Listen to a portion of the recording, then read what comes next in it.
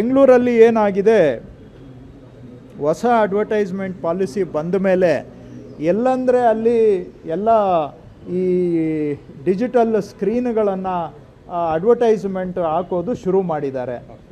ಅದರಲ್ಲಿ ಯಾರು ಲೈಸೆನ್ಸ್ ತಗೊಂಡಿಲ್ಲ ಏನೂ ಕೂಡ ಲೆಕ್ಕ ಇಲ್ಲ.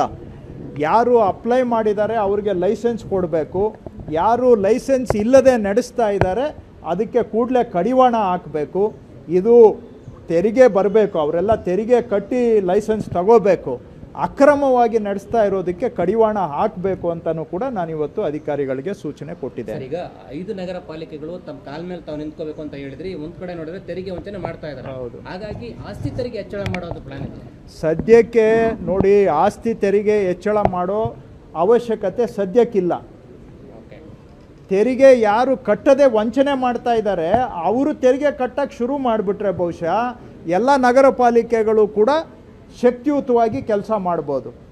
ಅನ್ಯಾಯ ಏನು ಅಂದರೆ ಕೆಲವ್ರು ಮಾತ್ರ ತೆರಿಗೆ ಕಟ್ಟೋದು, ಇನ್ನು ಕೆಲವರು ಏನೂ ಇಲ್ಲದೆ ಸೌಲಭ್ಯ ತಗೊಳ್ಳೋದು. ಇದಕ್ಕೆ ನಾವು ಸರಿ ಮಾಡಿ ಕಡಿಮೆ ರೇಟ್ ಇದ್ದರೂ ಪರವಾಗಿಲ್ಲ.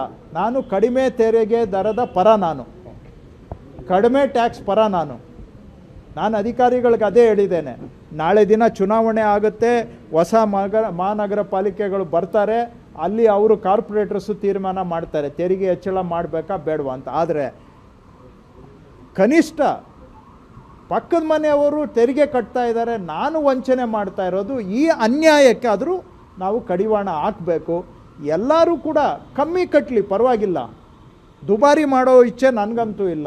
ಬಟ್ ಅವ್ರಿಗೆ ಕಮ್ಮಿ ಆದರೂ ಕಟ್ಟಿಬಿಟ್ರೆ ಸಾಕು, ಬೆಂಗಳೂರನ್ನು ನಾವು ಸುಭದ್ರವಾಗಿ ನಡೆಸ್ಬೋದು. ಹಾಗಾಗಿ ಯಾರು ಔಟ್ರೈಟ್ ವಂಚನೆ ಮಾಡ್ತಾ ಇದ್ದಾರೆ ತಕ್ಷಣಕ್ಕೆ ಅವರನ್ನು ನಾವು ಒಂದು ಮೇನ್ ಸ್ಟ್ರೀಮ್ಗೆ ತಗೊಂಡು ಬರೋದು ನಮ್ಮ ಗುರಿ.